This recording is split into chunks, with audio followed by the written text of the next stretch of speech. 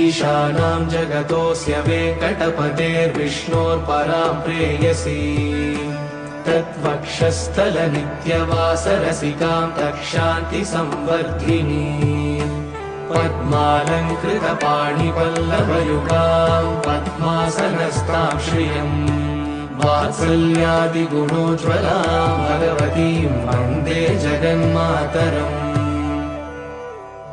श्रीमन्कृपाजलनिधे श्रितसर्वलोकः सर्वज्ञशक्तनतवत्सल सर्वशेषिन् स्वामिन् सुशीलसुलभाश्रितपारिजात श्रीवेङ्कटेश शरणं शरणं प्रपद्ये